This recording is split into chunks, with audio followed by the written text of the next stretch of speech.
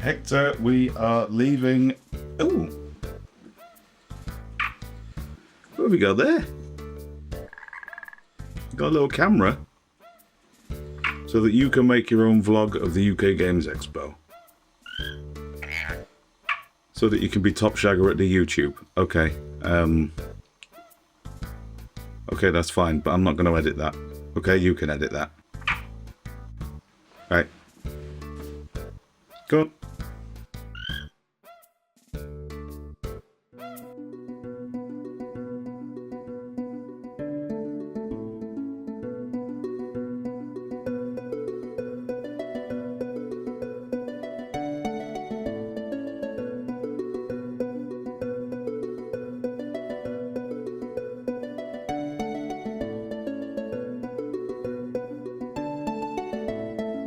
So yes, this last weekend we took a trip to the UK Games Expo in Birmingham.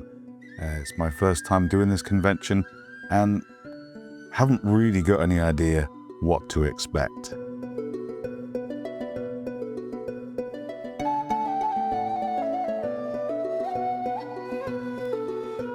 I am also here with Transatlantic Games, makers of the Tooth and Coats paint range, who have kindly given me a meet and greet stall for a few hours a day with them. This is the 19th UK Games Expo, and apparently it's the largest one yet, which I can totally believe because I got so fucking lost. And not just like a little bit lost, but lost for 2 hours trying to find one stall.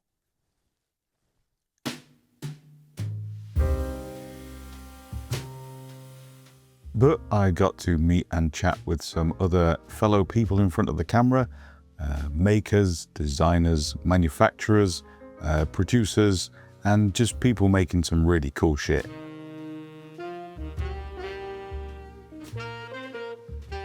So we're going to go through some of this stuff, talk about some of the interesting people I met, and hopefully shine a light on some stuff that may be of interest to you, but you might not have known about.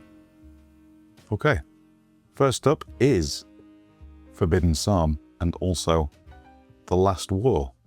Will and his partner were great people to talk to. He's really into the project, and he also built these cool little demo boards out of old ammo crates, which is definitely a step up in making sturdier boards than I do. From what I can tell, it's a crust punk Frostgrave kind of thing, based on Morkborg. I am definitely underselling it, but it's definitely got a unique vibe that I do dig. Nice and simple setup, and you kind of assemble a group of poor bastards who are trying to find some stuff for a wizard in an increasingly horrible set of locations. Like, I don't think your team of 5 miniature agnostic heroes are particularly heroic or long for this world, and they've teamed up with Wargames Atlantic for their Last War set, but also they do recommend Wargames Atlantic miniatures for Forbidden Psalm, I think. And I mean this in the nicest way possible, but I don't think your permadeath skirmish game is a permadeath skirmish game unless it's Wargames Atlantic miniatures that are going to get permadeath. That just seems to be how it is.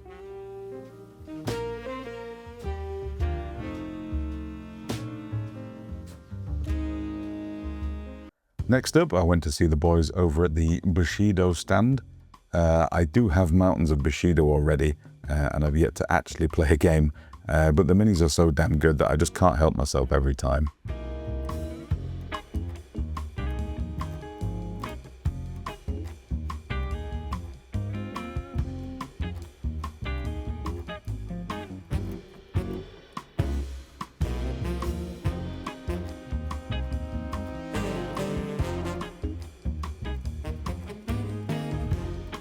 Check out the flex that Comet Lord brought with him all the way from Canada.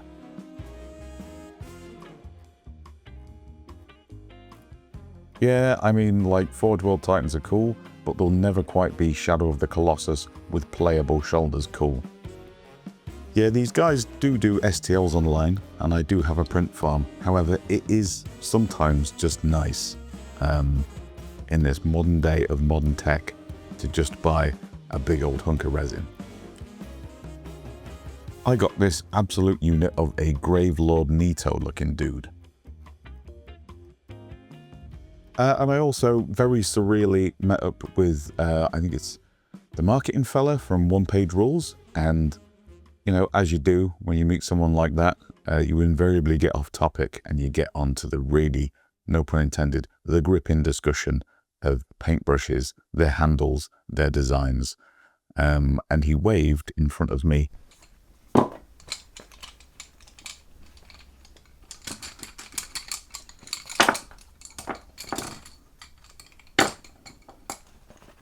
Any more? Yes. And he waved in front of me some very nifty brushes and directed me to the Chronicle stand. I can't remember their full name. It's Chronicle, it's just Chronicle. It's just Chronicle. Yes, Chronicle, who do brushes in tubes, which is fun. Although with the height and level and amount of D&D stuff at this event, basically anything that could be physically put in a tube had an entire business revolving around it. But as my friend John Hayland always says, if you put something in a tube, people will buy it. So, there we go. Where the fuck was I? Brushes and tubes. Yep. Now, I was very interested and got into a conversation with Will over at Chronicle because I've not seen brush handles quite like this. I've seen similar, but I've not seen them quite like this. And when I immediately gripped it, I was like, oh, okay. Okay, now we're talking. And also, while I was over there, he got very excited and showed me these. And yeah, my initial question to him was, what the fuck are these? So according to him and their upcoming Kickstarter, these are synthetic brushes, which I've never tried before, made with something called Teclon. Don't know what that is, but that is synthetic. And again, we've got the same grip. I think these are like, they're not prototypes, but these are not yet in full production. So he just gave me these, which was, I must have come across very charming and very enthusiastic. So I wanted to give these a go in this video, but as soon as I got back into work today, my timings of everything have completely just shortened and changed. So I won't get to give these a go, but I am probably going to just try them out in my own time. And they feel different, but pretty close to sable. So we're going to shove some enamels on there, and then some acrylics, and then we're going to see how things go. There is a link down in the description to where you can find out more about these brushes. Chronicle are currently prepping for a Kickstarter on these, and there's a link in the description. Yep. Go check that out because it has way more information on them than I can probably put out of my mouth right now. I want these to be good, and I kind of need them to be good because obviously with my MS, multiple sclerosis, gripping a brush as your full-time job is very unpleasant. If you have used synthetic brushes before, let me know down in the comments what you'd think about them, what your favorite brands are, and which ones are kind of closest to sable. But then I told my wife what sable brushes were actually made of, and now it's going to be an issue if I use something other than synthetic brushes.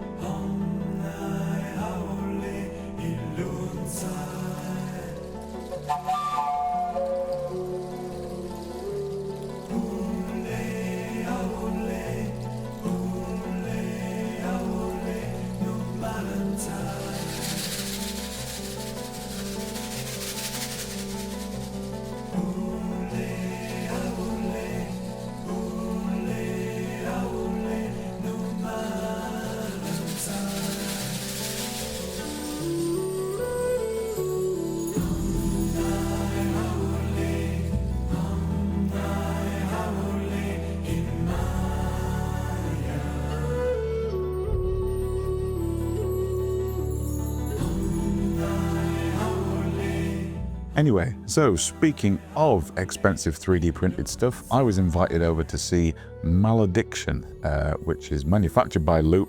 Can't remember who actually makes the game. And I got to try out a game.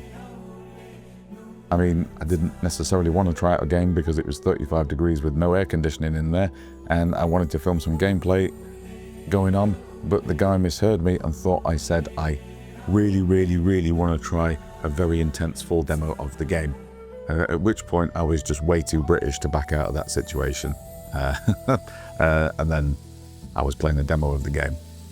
And yeah, it's pretty good. It's very aggressive, very fast, and it's a fusion between a miniature skirmish game and cards. So kind of like Shadespire Underworlds, but it's a lot faster and a lot less phases of faff-arsing around between combat, action and doing stuff. It does seem like it's going to be fun. It's extremely impressive presentation. The minis are great, the artwork and cards are really high end. Yeah, it's slick, not only in how they presented it, but it's engineered as slick, if that makes sense. Like, oh no, this the cool skirmish miniatures game, guys. This is the cool one. However, the process of getting everything you need is a little bit on the confusing side. I think at one point I had like 3 staff members trying to help me figure out what I actually wanted. The starter boxes are faction based, so I don't think there's a 2-player starter box, but instead we have each player buying a faction essentially. And inside every faction set is everything you need to play that faction, with cardboard standees, cards and a rulebook. So you can, with these, just absolutely get started essentially if you're not bothered about the miniatures. Who's not bothered about miniatures? And a download code that I'm not going to show on screen, where you can download and print the minis yourself. Which, you know, it does save you money if you've got a 3D printer. Kind of. And the cost starts to ramp up a little bit if you want the pre-printed minis from them. And I ended up with like 6 boxes of stuff to get started, which might partially be on me. But if you have played Malediction, do let me know. Do let me know what you think of it. And let me know how you found that structure, because it's an interesting one. It's you save money on the starter box by printing it yourself, but do you kind of save money, etc., etc.? Or did you just buy the minis and pay the extra? Again, I don't actually know how much this costs. I'm not actually going to really go into much detail about what I paid for and what I didn't pay for. Because it's just none of your business. As a weird polar opposite to Malediction, the guys over at Battle Systems flagged me down before opening hours on Sunday, mostly because I took the piss out of them in a video, but they found it funny, so we're still friends, that's fine. And they gave me a demo of Maladom. Yeah, Malediction and Maladom, a 2-minute walk from each other. But Maladom is also a small-scale fantasy skirmish game on a 2x2.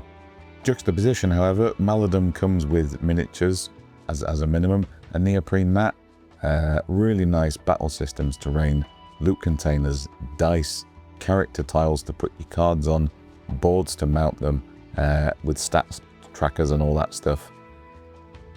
And it is £70. It is £70, at least that was the show price for this box, and that's a big old fucking box. I did get the vibe that it was definitely kind of like a modern, different, slightly spin on Advanced Hero Quest, but with PvP rather than cooperative. But with AI-generated monsters, just kind of AI-generated, Jesus fucking Christ. Monsters that have predictated behavior, what they do on the board. There we go, there we go. Sorry guys, I just nearly completely buried your product there. Sorry.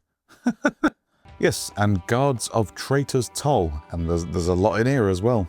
You've probably seen Peach's review of this. It's by Grey for Now Games, with miniatures by Wargames Atlantic. As you know, as we discovered earlier, probably means that all your characters are going to die and don't get too attached to them. And extras and buildings are by Sarissa Precision. Yeah, 60 quid for all that. There's a lot of stuff in there. Small box, which we like, 36 models, and everything you need to play. And yet we did have a meet and greet stand with Transatlantis Games, Tooth and Coats, which is part of the reason my voice has like dropped an octave and I'm very tired. But talking to health and safety frog fans all day, that was lovely. At one point, a family came over and they didn't buy anything, which is fine. But then the kid reached over and punched Hector and I was like, that's very rude. You shouldn't do that. Do it again and I am going to knock that ice cream out your hands. But in person, met a lot of very cool people. So, Trench Crusade guys came to say hello. One Page Rules came to say hello. Guys who have made their own mech games came to say hello. Fighting mech games. And when he said to me, he gave me a little prototype model, which was a little bit too nice. But then he said I could use perfect scale Gundam in the mech game, and I was all in on that. And also another one on the Sunday, Mecha Combat X. And that is by Figure Art Out. Figure Art Out. So go and check that out on Instagram. I've not had a look properly through these yet. And, well, this one's got big text and pictures, so this is getting read next. Lastly, and completely, in my mind anyway, completely unrelated to miniature tabletop wargaming, someone brought me some tea.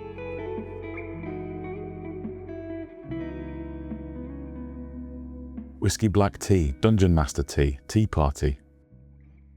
And this is by Honey Badger Games, who were very lovely. I kept seeing them sneaking behind the stand, just putting more stuff in my bag. More tea, Vicar. And more importantly, there is tea that my cat can have. There's tea I can share with my cat. Now, I don't play tabletop RPGs or D&D or anything like that, mostly because I don't have time. I don't look down on it or anything. But there is an entire industry and ecosystem around, I'd say, it's cozy stuff? Cozy stuff, yeah.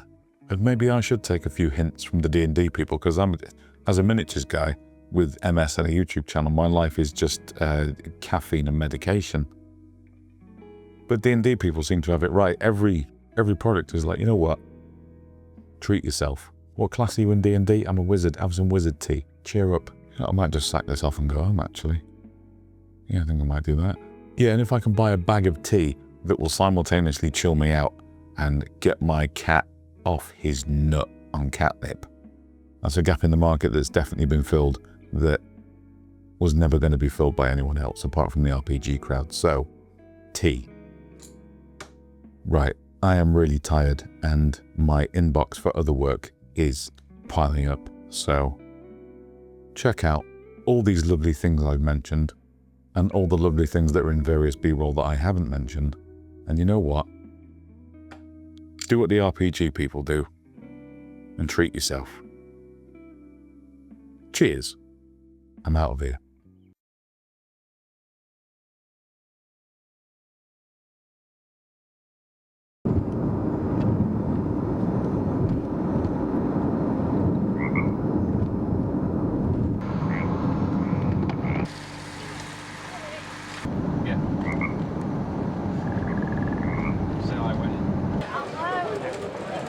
Outlines that I'm using the trademarks freely.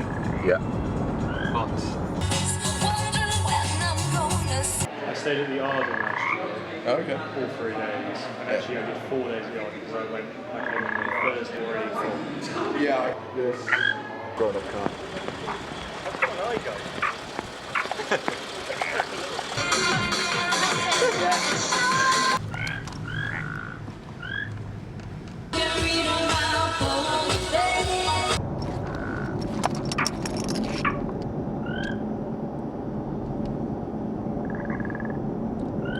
Say something.